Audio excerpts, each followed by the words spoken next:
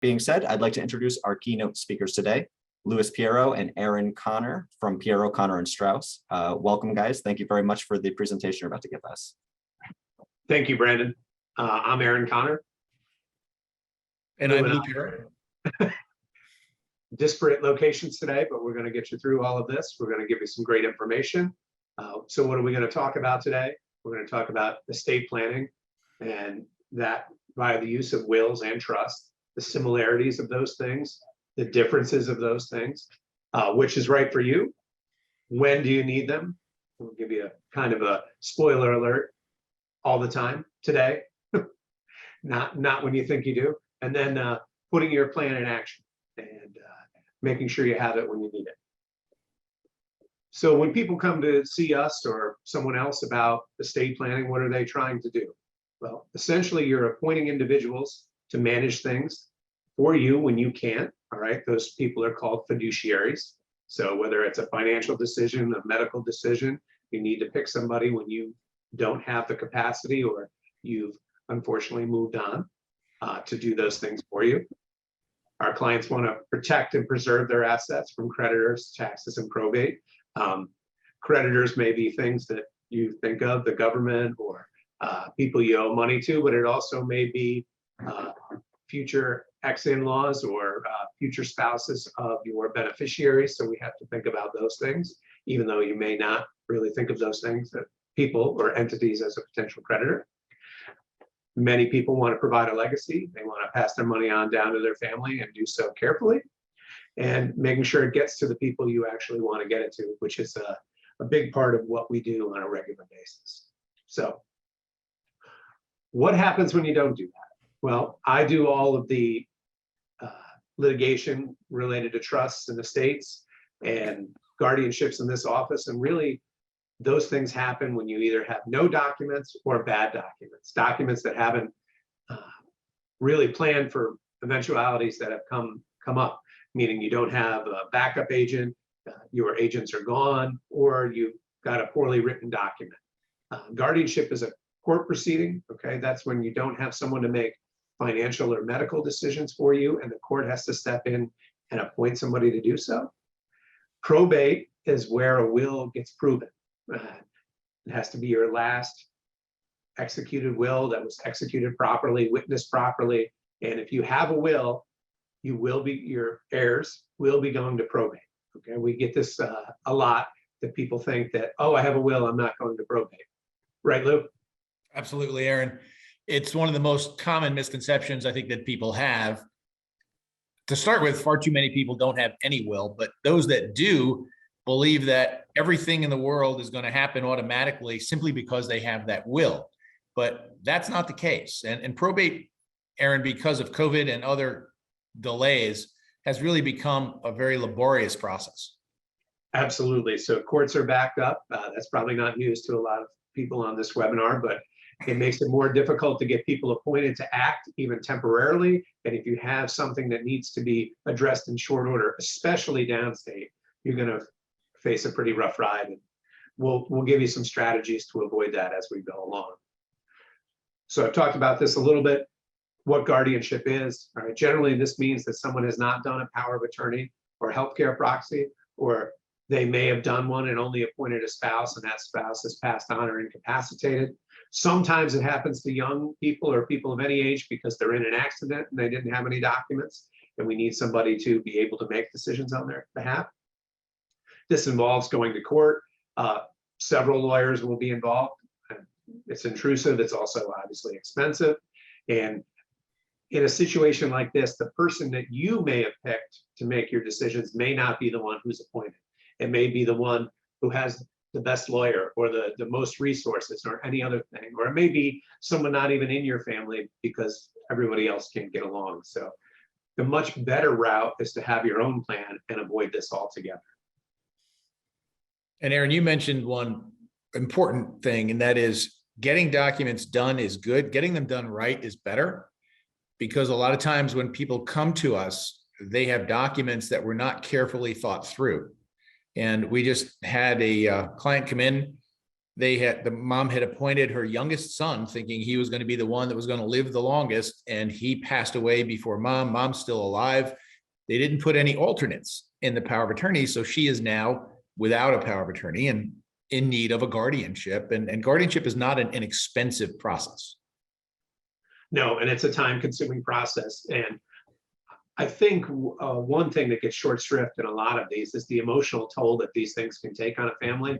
If people have to go hire their lawyer and your brother or sister hires a lawyer, it puts a strain on the long-term relationship if it wasn't there already. But I've often referred to guardianship as the nuclear solution, because once the family goes in and fights over guardianship, it often doesn't go back together. So And there's a question in chat that I'll answer now. Conservatorship in New York State was an old system that was replaced by guardianship. So in New York, the proper term is guardianship. Correct. And we've given some information about this, but again, every will must go through probate to be approved and someone appointed. One of the common misconceptions is people come in with a will and it says, I'm the executor or executrix, so I can do whatever I want to do. And that's not true. You have to go to court. You have to get letters testamentary, which are your evidence that you have authority to act on behalf of the state. And just because you're appointed doesn't mean you can do whatever you want. There is a 7-month creditor period, which you have to sit through. You may not be able to make any distributions during that time, but that's the minimum time an estate has to be open. And anybody under a will who is either a beneficiary or what we call a potential distributee, okay, a person who would take in the absence of a will. So if you have a will that cuts out a child, or the beneficiaries of this person naturally would be someone in a family and they're not benefiting from the will, which may be the right thing, maybe the wrong thing, it all depends on the circumstance, they all get notice of the process. And that can really bog the process down and slow it down for months at a time. And Aaron, we don't have as lawyers any objection to going to court, because typically the only people that win in litigation are the lawyers. That's the right. Parties very rarely come out with a result that they're happy with. So this is really key now to avoiding that whole process. That's right. And Lou, why don't you take it away with giving some people some overview here? Sure. Everyone on this webinar should have these 4 documents in place. And we'll talk about some of the other trusts and things in a bit, but these are the core 4, as we call it: a power of attorney, a healthcare proxy, a disposition of remains appointment. And most of you have probably heard of the first 2, but not the third, and a will. You should have a will, even though we don't think it's the best plan for some people. You do need to have one just in case you have assets that are titled in your name or things that have to happen post-death. The will is there to pick up those pieces. The power of attorney is a document that appoints a financial decision maker, an agent, someone who, if you can't pay bills, go to the bank, manage your assets, sell real estate, this person under the power of attorney can represent you and handle financial affairs on your behalf. You want to choose your agents carefully. You can have co-agents. So if you have 2 children, they can be co-agents. If you name a spouse first, you can have alternate agents, which we always want to line up as many alternates on these documents as we can. And you want to choose people who have some ability to handle finances, to pay bills, that have a maturity level that will allow them to represent you well in your financial life. The agent under the new form, new being 2009, we've had many, many changes, including last June. But the agent actually signs an oath saying that they will discharge their duties as attorney, in fact, under the power of attorney, faithfully and with dispatch. One key issue here: if you want the agent to be able to do planning on your behalf, let's say that you have assets and you need a nursing home and you want to set up a trust, which we're going to talk about in a few minutes, to protect your assets, and you haven't done it yet. You want the agent under the power of attorney to be able to do that. So they need full authority for gifting and trust making. And that's in our document. And we make sure that our clients initial that. You have to initial it affirmatively. And this is one of the times, Aaron, when it can fall through the cracks. If you don't have gifting authority and people want to do planning, you're back in court in the guardianship proceeding to carry out those kinds of things. People think of a durable power of attorney versus a non-durable. We almost never use a non-durable power of attorney unless it's for something like a real estate closing and you're appointing an attorney or someone to go to closing for you, but it's always going to be a durable. Springing power means that you can sign the power of attorney now, but it doesn't take effect until some point in the future when it springs into being. The trouble with the springing power of attorney is defining the spring. How do you trigger the power of attorney?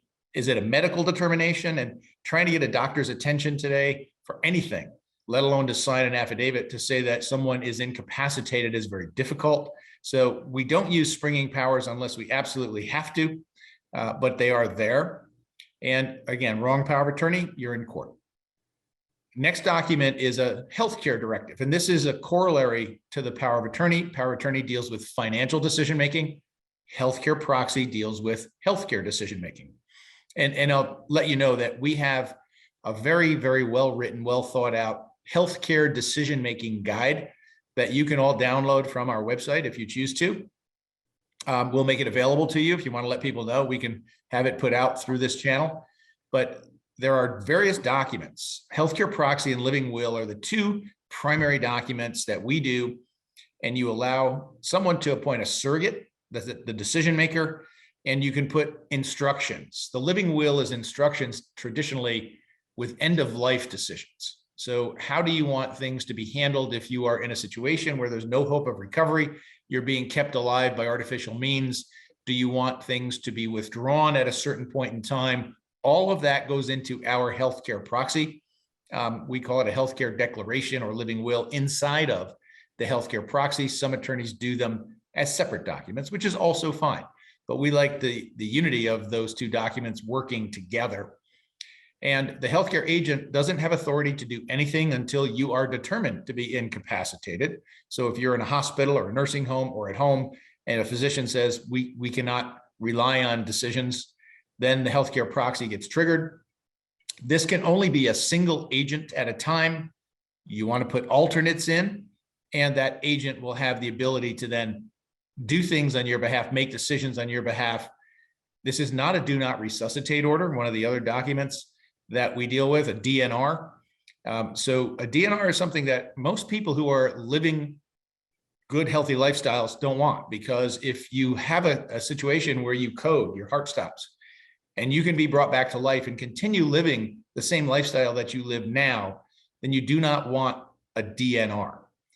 People in hospitals, people in nursing homes are very often the ones who sign DNR. Some people aging in place at home will also want a DNR, so they don't want people coming in and putting the paddles on, doing compression. So at home, it's a little tricky because they're not going to search your house for the do not resuscitate order, but the Department of Health actually has bracelets and necklaces, if you're a DNR at home, that you can wear that an EMT would look for. So this is a document that has been an excellent document from the day it was implemented into the law. Disposition of remains appointment, another statutory document in New York. And this is because there is controversy even after you're gone. Who gets to decide what the burial is, what the final disposition of your remains are? And this has spawned litigation from a variety of different contexts. But if you have this document, it is a legally binding document, statutory in New York State. And again, you're appointing one individual to make these final arrangements for you. You can limit the powers given to your agent. You can expand the powers given to your agent. What we like to have our clients do, and we've been using this document since the statute was enacted, so over 15 years, we like to have people tell people what they want so that your wishes are clear, your wishes are known. Things like cremation, burial, funeral home, calling hours, services, religious services, cemetery, services at the gravesite, all of that goes into this document. Most people haven't really thought this through thoroughly, but when they plan with us, they do. And we get that into the disposition of remains appointment. And then again, it's a comfort to your family to have this all preordained. Your wish is known to them so that you can rest assured that you are going to be where you want to be, literally for all of eternity. And then a will directs the distribution of your property at death. And that's the primary purpose of a will. You designate an executor. You can have co-executors. You want to have successor executors in case the person that you name is not available. If you have minor children, you always want to appoint a guardian for those minor children. And it is also possible to create trusts under your will. So if you have minor children, you don't want things passing to those minor children directly. We want to have a trust set up for minors, and you may want it to go to 21, 25, 30. We have some special trusts we're going to talk about next that really enhance, we think, the ability of children to inherit and have that legacy be preserved for them. And under your will, you can take care of special needs trusts. You can set up trusts for your spouse. You can set up tax motivated trusts. But every trust that's created under a will, called a testamentary trust, must go through court, must go through probate, and remain subject to the jurisdiction of the court going forward. So Yeah. you're kind of, Sorry. go ahead, Aaron. So I just want to note a couple of things. So what happens when you have a minor who takes under a will without a minor's trust, and they get all the money when they turn 18 immediately, no restrictions, and that may be a very bad thing. I know certainly myself at 18, I would do different things with the money than I would at 25 or 30. I think there's a lot of thought that needs to be given there. We had a question is, if you're not leaving anything behind to your family, do you need a will? Well, you probably should have one anyway, because you really never know, right? You don't know what those circumstances would be. We see also, unfortunately, people who die in accidents. Someone has to be appointed an executor or administrator of their estate to pursue a wrongful death. There can be all numbers of reasons that you would want to have a will, even if you're not leaving assets behind. Absolutely. And the power of attorney and the healthcare proxy are lifetime documents. We call them advanced directives. They both terminate upon death. The healthcare or the disposition of remains appointment and the will pick up upon death. And a lot of clients come in, Aaron, asking, what do I do if I don't want to go through the court process? What are my options? And there are several options in terms of titling assets and naming beneficiaries, but by far the most secure option is a trust. Absolutely. So, a lot of people come in and they have their bank account either joint with their children or a transfer on death. Okay, that does keep it out of probate, but there are a lot of downsides to that. First of all, if they're joint, it means they have access to the account now. All right, so maybe they're a great kid and they'll never do anything with it, but maybe they're not, and that has led to a lot of problems. It also, if you make just one child joint and you have multiple children, you may have an issue, because when you pass away, that money in the bank account by operation of law is theirs only. So, you're kind of on their honor, which sometimes works out and sometimes doesn't, to distribute it. We've also seen when you make it a joint account, it can count for financial aid purposes for that person's children. So there are a lot of reasons to use a trust, just basic reasons there, keeping it out of probate. But what happens when someone inherits a bank account that from you, it is their separate property until they commingle it if they're married, okay? And 9 times out of 10, they're gonna commingle it. And then what happens is, if there is an issue in the marriage where they're gonna separate or divorce, the money that you left your children is then, as I would say, in the soup, all right? It's available to be taken by other people. So a trust can really help you prevent that. Can you create this trust under a will? Yes. Is it a lot better to create it under a trust and outside of the court system? Absolutely, okay? One of the big differences with a trust is you don't have to go to court to move your assets down to your beneficiaries. It can be done right away, and it's just generally much smoother. I say really we have, for the most part, 2 types of clients. We have clients whose parents did everything wrong and they went to probate and they had a bad probate experience and it took a while and they had all sorts of issues. So they're here to see us so that doesn't happen.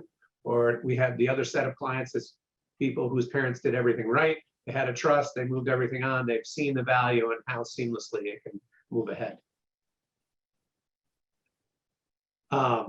Again, wills, when wills go to probate, if there's an incapacitated beneficiary, all right, this can be a minor, it can be someone in a nursing home, it can be someone with a disability. A guardian ad litem has to be appointed, that person's a lawyer. and they have to investigate the situation, and it's going to slow it down and add another layer of cost. I think this is a big one. Some people might not care as much, but anything filed in the probate court is a public document. So somebody could see who your heirs are or whatever you've had or any of those things. And a lot of people, I think, would really prefer to avoid that. And again, the trust is just a much more seamless and efficient process. So we Lou? call trusts the Swiss Army knife of estate planning. Whenever we encounter a problem in estate planning, 9 times out of 10, the answer is going to be some form of a trust. And we could be here for days talking about the different kinds of trusts and the different provisions in trusts, but it is a tool that has multiple uses. And we're going to walk through the basic structure and then some variations on that. So the first type of trust that we're going to talk about is revocable, but here are some of the others. I've mentioned the testamentary trust, which goes through court and is under the court supervision under a will. Living trust is everything else. Trusts that you create now that have a living, breathing life of their own and begin to work from day one on the day you sign and put your assets in or fund the trust. We do them for asset protection, to hold life insurance benefits, retirement plan trusts, because IRAs, deferred compensation plans, are heavily taxed. So we want to make sure that we're protecting those. As we mentioned, special needs children require special planning, and the trusts for them are phenomenal and excellent and the best thing that you can do. And then one that I'm very, very fond of and have been since it really became popular in New York State about 12 years ago is the beneficiary control trust. A revocable trust is something that organizes your assets. You create it now, you become your own trustee, and you manage assets just like you did if the assets were in your own name, with one caveat. If something happens to you, there is a successor trustee that can simply step into your shoes and manage it the same way that you do. That's incapacity, that's the first trigger, or death, that's the second trigger. So it's a contingency planning document that gives you an excellent opportunity to organize all of your assets, get them titled properly in the name of the trust, manage them for yourself, and create a document. And a trust is a contract. It's an agreement among 3 parties: a trustor or grantor who puts assets in, a trustee who creates, who manages the trust, and the beneficiaries. This is the primary vehicle that we use to avoid probate and to create downstream trusts for children and other beneficiaries, because they stay out of the court system as well. So here's a schematic of that revocable living trust, a diagram. And we put all of your assets in here except retirement accounts, deferred compensation, 403Bs, 401Ks. They stay in your name because a transfer of those accounts to a trust is a taxable transfer. So there's the grantor putting assets in. You are the beneficiary of income and principal. You get all of the assets, all the income. You don't diminish or dilute your interest in your assets at all in the revocable living trust. You are the initial trustee.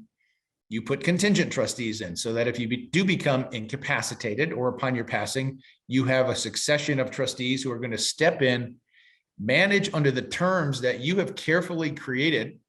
And that's our job working with you, is to define the rights and responsibilities under this trust document. And it's going to then be distributed upon your death without having to go through any process. The trustee has immediate access to the assets, can make distributions, can use them to pay bills, can take care of beneficiaries. And it is an excellent way to set up your affairs. You are the grantor, you are the trustee, you are the beneficiary until you can't be. And then you have predetermined who is going to be stepping into each of those roles when you are no longer able due to incapacity or death. So to take it one step further, and this is, again, something, I have 3 children. My daughter Saturday just got married. Very happy occasion. And I worry that if I leave my assets to my children, and they have great relationships right now, all 3, but what happens if that relationship goes sour? And 5 or 10 years after they inherit, and as Aaron mentioned, when you inherit, typically assets get commingled. There is accretion on assets, appreciation. But if you have the assets in a trust, not only are those assets exempt from a divorcing spouse, but they're also protected for general creditors, lawsuits, protected in bankruptcy, and protected for Medicaid purposes. So this we call the beneficiary control trust. And when you use a revocable living trust, or as we're going to talk about next, an irrevocable trust, you can have those trusts created seamlessly. They are actually embedded right inside of your trust. And upon your passing, they simply spin off and the assets get divided into those trusts. If you think about it in terms of children, children have different abilities. Some have disabilities. Some have very bad habits. Some have addictions. You can create and tailor this trust for all of them. But if you have kids that you would otherwise just leave it outright to them, you can name them as their own trustee. They can have full management control over this trust, meaning they can invest it in anything they choose to. They can buy a house, they can buy a car, they can buy whatever it is that they need. They can invest in Bitcoin, whatever they want to do with that money, it's theirs to invest. They have complete access to all of the income and all of the principal of that trust. And yet it is still fully protected from all of those creditors that we mentioned: divorcing spouses, liability creditors, bankruptcy, and Medicaid. So this is a guarantee for your family that the legacy that you leave, the assets that you have worked for, will be secure for them and will not be subject to any of these risks that inherited assets otherwise are. And I would just add that there are infinite really possibilities about how these can be drafted. Sometimes we draft them for income only, depending on the person. Sometimes we limit principal rights. Sometimes we use something called a unitrust, which can then send 5% out a year. There's basically limitless ways that they can be drafted, and everybody's situation is different. And if you have 3 children, all 3 don't have to be treated the same. Lots of times people want to do that, obviously, but the possibilities are endless. And that trust is a very unique trust to New York, because New York law has carved out the ability for the child to be their own trustee and still have it creditor protected and have full access. A lot of people don't think that is true, but we've researched it very thoroughly, and as have other attorneys and scholars. And it's something in New York that is a very good tool to protect assets downstream. Absolutely. So another important type of trust are special needs trusts. We go out and we speak to people a lot, and people have come up to me at the end of these presentations and said, well, I have a special needs child, so I'm leaving all of my money to my other child and not leaving them any money, but the other child will take care of them. And generally speaking, or pretty much 100% of the time, that's an awful idea. Okay, that's not really the way to go about it.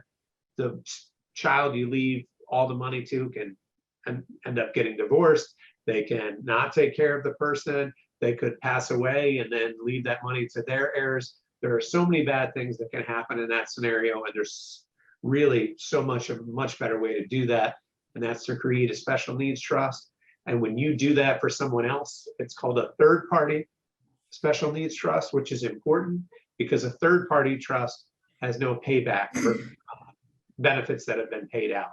So if you leave money outright to a person who ends up having special needs, they can only then create a first-party trust. Okay, and whatever money is left in there at the end of their lifetime, the government has a lien against. Now, maybe there's enough money in there that some of the money will pass on, but generally speaking, there is not, and the government gets the remainder. If you are proactive and we create a third-party trust, or just as we do in our documents, we have contingent trusts because you never know what's going to happen. You can protect that money, allow it to be used for the special needs person, and then continue on to whomever you choose at that point in time. And this is certainly loose, slide. Yeah. So whenever we create a plan, we look at a lot of factors, putting together a plan that's going to be efficient, that's going to allow you to have your assets managed properly, and all of the things like powers of attorney and the revocable trust give you tremendous management control. We're going to talk in a minute about asset protection and how you can protect assets. We've already mentioned the two types of asset protection trust, the beneficiary control trust and the special needs trust.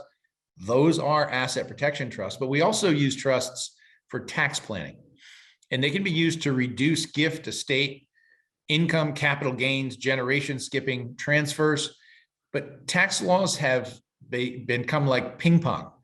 When one administration gets in, they swing the tax laws in one direction. When the next administration comes in, they swing the tax laws in the other direction. And yes, that keeps us busy because we have to keep modifying plans to account for that. But let's just take a look at some of the taxes that we're all subject to here in New York. And this is a pretty hefty tax regime. New York is one of the high tax states, Massachusetts, Connecticut, California, but the federal top bracket for income is now 37%.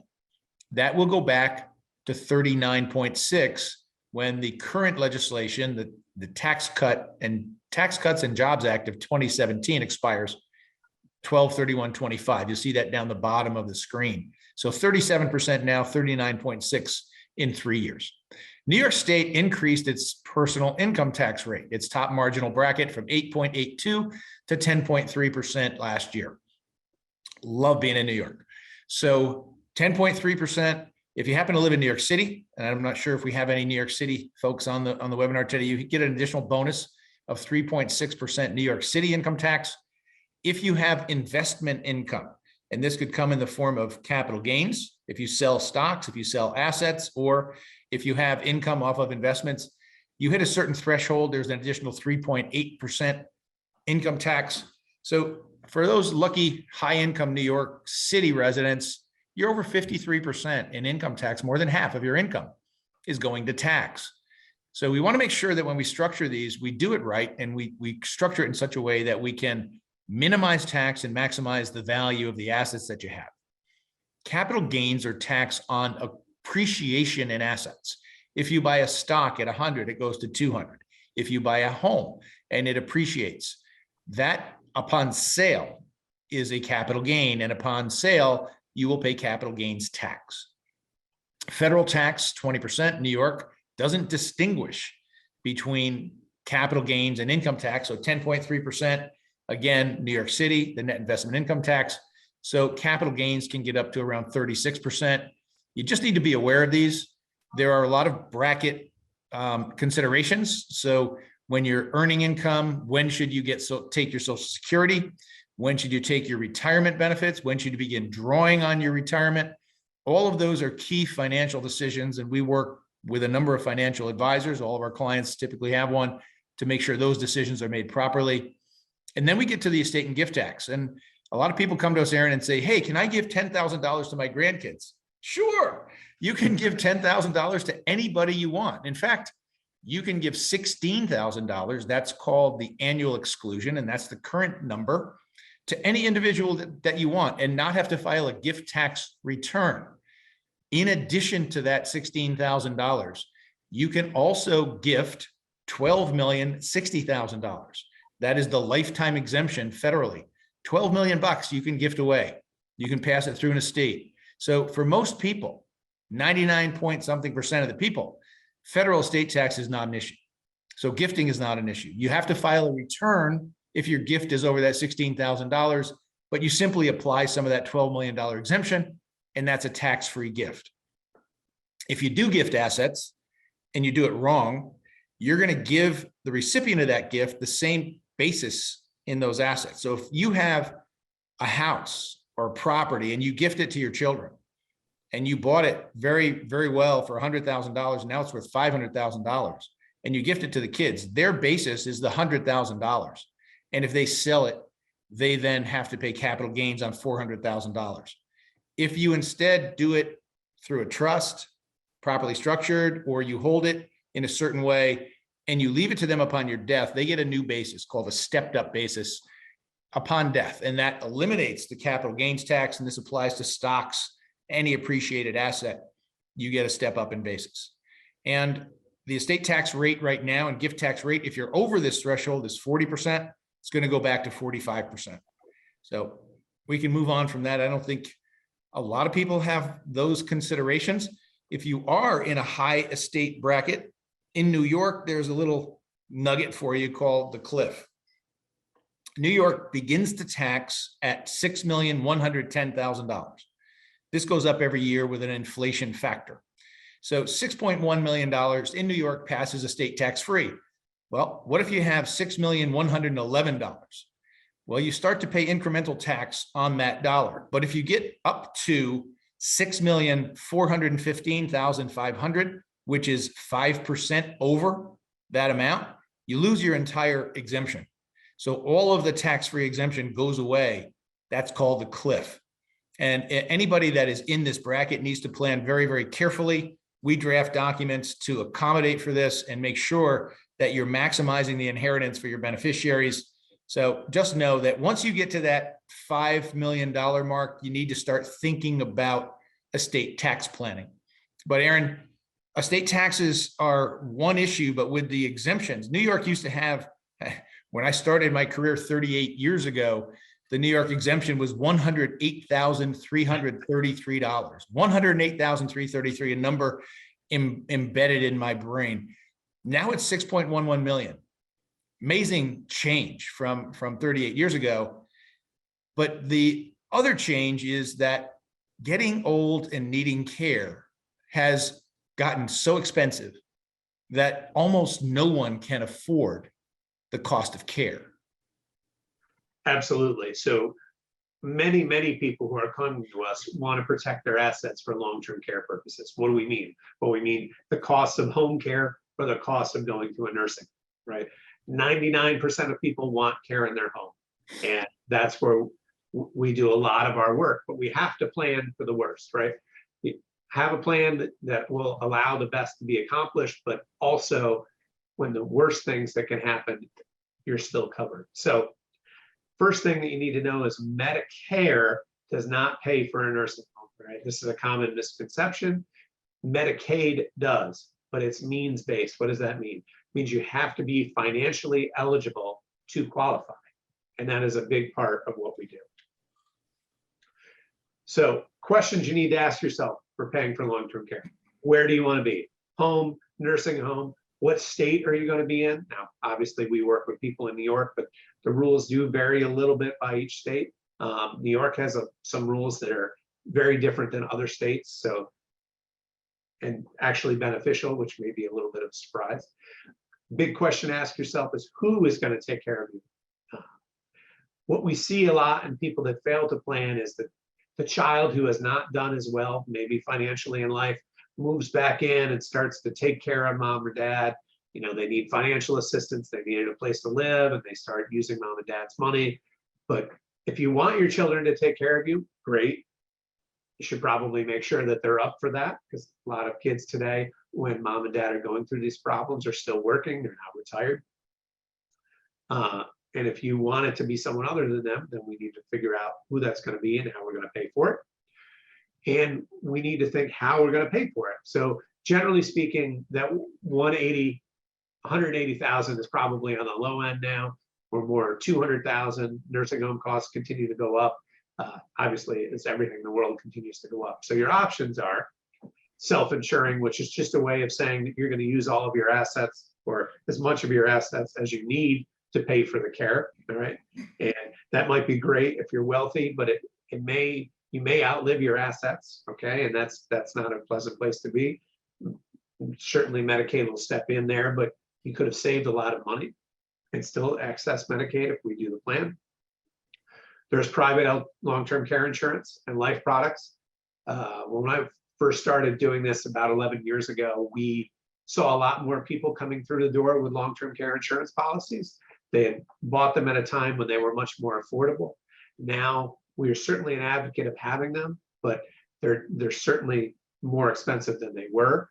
And we see more and more people insuring a portion of the risk, meaning that they get a policy that pays $5,000 or $6,000 a month, that with their income will help augment what they have and maybe not diminish their assets. We're also big fans of life insurance that have a long-term care rider that can pay out a portion to you. And then we have what we call the middle class lifeline, and that is Medicaid, which we have to access carefully. So New York used to have a partnership program where they had long-term care insurance and Medicaid as the backup. It was brilliant. You cannot buy a partnership policy in New York State any longer. No company sells it. It simply was priced out of the market.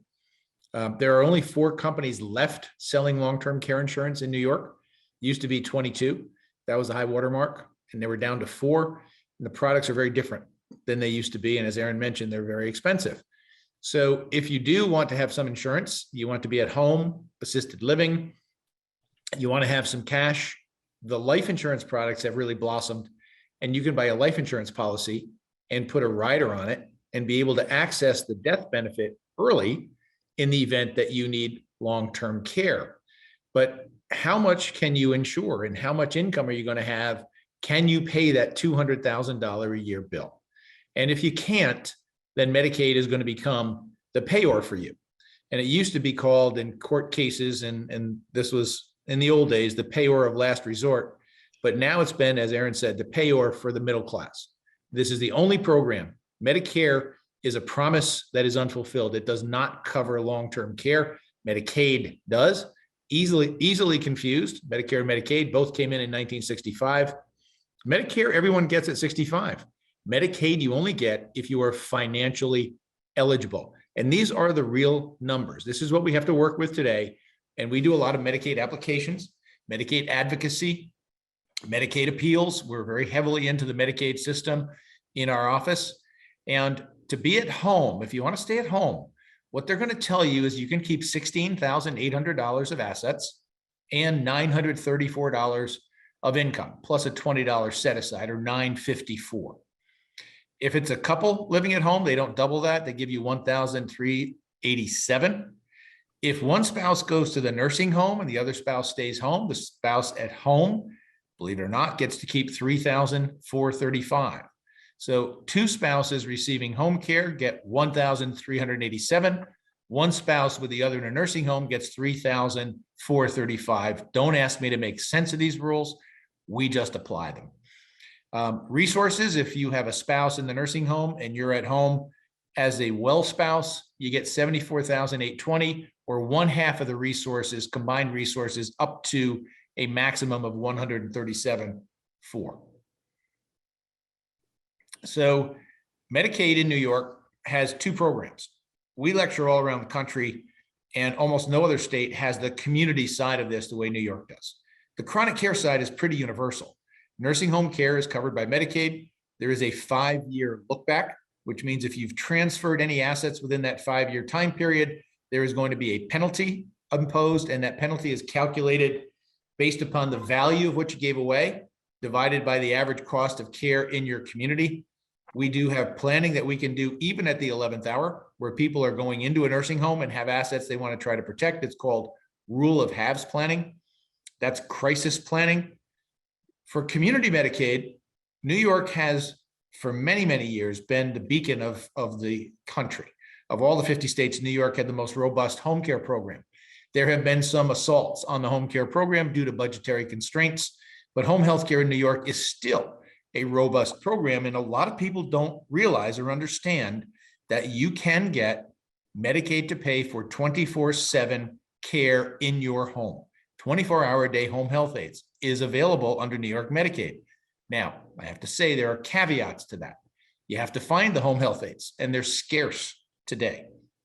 You have to be able to manage in the home otherwise and make sure that you can pay all the bills. And we'll talk about how to do that in just a moment.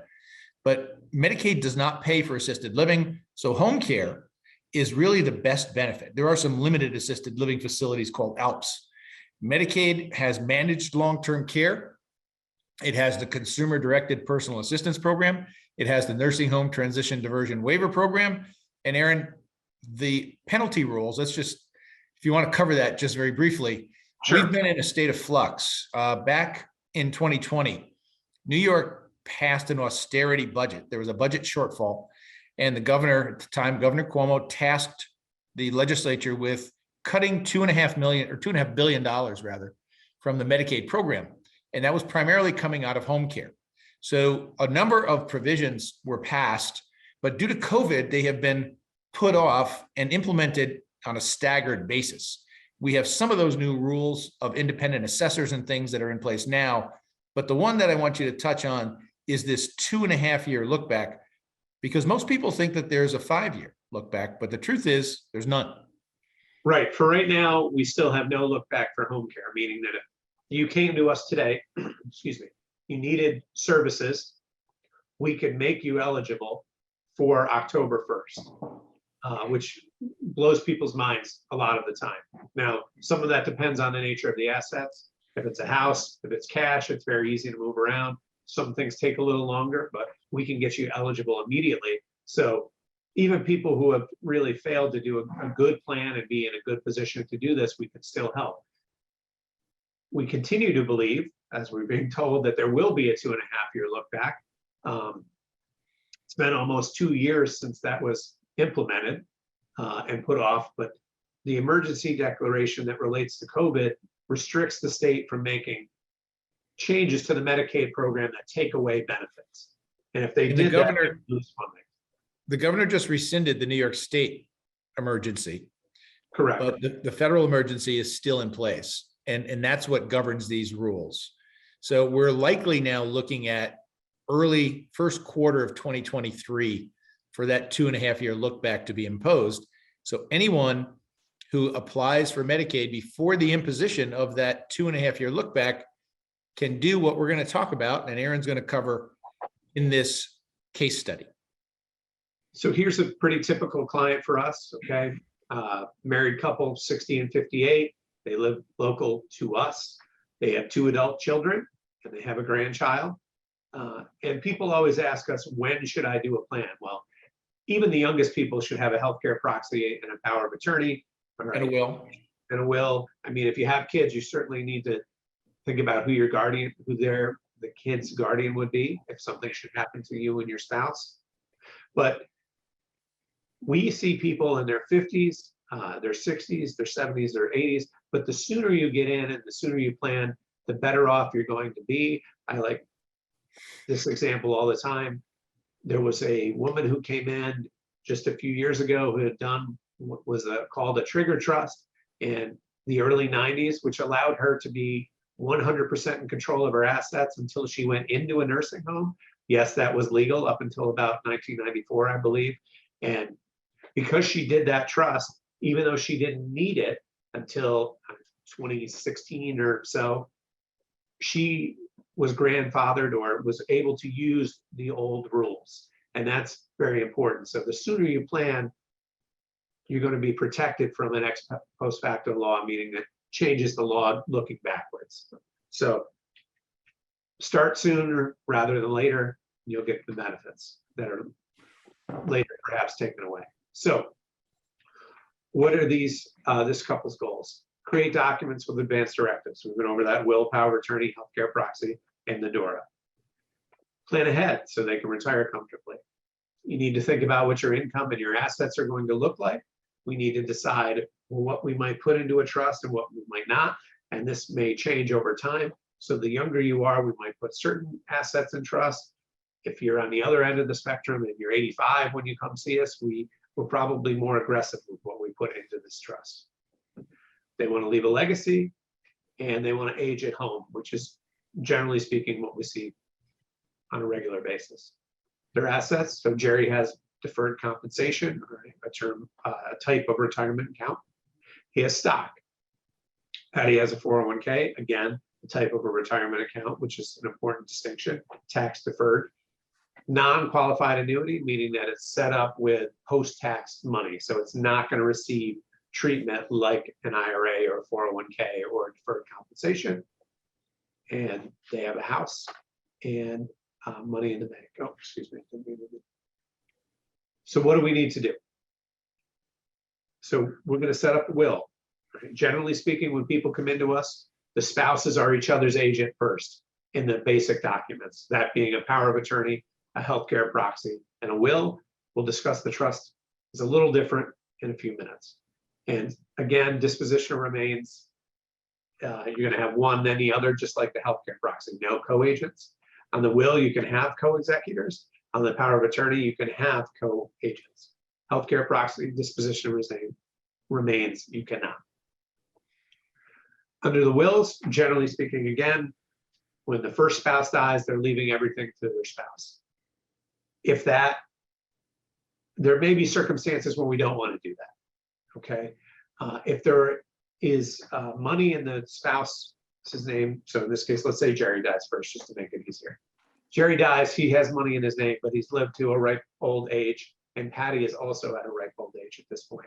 Well, we want to be careful about how we leave Patty that money, because if she's receiving services at that point in time, we want to make sure that the government doesn't get all of that money. So we may leave it to her in a special type of trust. And we may do other things. We may only leave her a third of what's available, but let's not get too complicated. But the later you go on in this scenario, the more we have to look at carefully how we do things. But we're going to get all of these agents in place. We're going to make sure that there's someone to make decisions when they can, someone to make their medical decisions, and make sure that really all the basic bases are covered. And then, of course, we're going to create a Medicaid asset protection trust. And this trust is different than the revocable trust in three primary ways.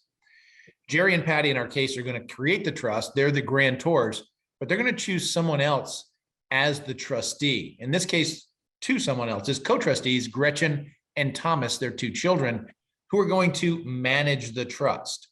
Jerry and Patty get the income from the trust. They have the right to use any property held in the trust, primary residence, vacation property. Upon death, they're going to create the beneficiary control trusts for the kids and grandkids, and the heirs and their descendants are going to be on the trust as the ultimate beneficiaries. Here's what goes in the home in East Greenbush, $50,000. We're going to peel off from the cash accounts. We're going to leave them about $100,000 in cash for whatever needs they may have. Jerry's stocks go in, Patty's annuity goes in. You could put it life insurance, business interests, other types of real estate or businesses into the trust, all protected for Medicaid purposes.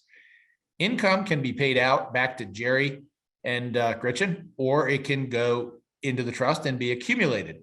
Principal cannot be given back to them, Jerry and Patty, but the income can. So if they want to get principal, let's say they blow through the $100,000 they keep outside the trust, they want to get the $50,000 out, is there a way they can do that? And the answer is sure. They can have it paid out to the two kids, and the kids could then turn around and use it back for mom and dad's benefit. So irrevocable, you're not your own trustee, and no right to principal. Those are things that we have to overcome. Let's first of all look at what's outside the trust. In this case, there are two substantial assets outside the trust, the 401k and the deferred comp plan, plus the $100,000 of cash. In New York State, that 401k and deferred comp are already protected. So we don't have to put them in the trust, which is good because we'd have a tax consequence. But you can protect the 401k and the deferred comp just by keeping it. You don't have to do a thing with it. The $100,000 is at risk. How do we make this better for mom and dad? We give them the power to change trustees. So if the kids are going off the ranch, they can take that child off as a trustee. They can also remove the beneficiaries. And here's the provision that really unlocks this trust and makes it extremely flexible. Under New York law, with the consent of beneficiaries, you can actually revoke the irrevocable trust. So you control who the trustees are, who the beneficiaries are, and if you can change beneficiaries, that means you can appoint someone who will consent to revoke the trust. It is, under current law, extremely flexible. So the waiting period we talked about. For home care, 0. For nursing home care, 5 years.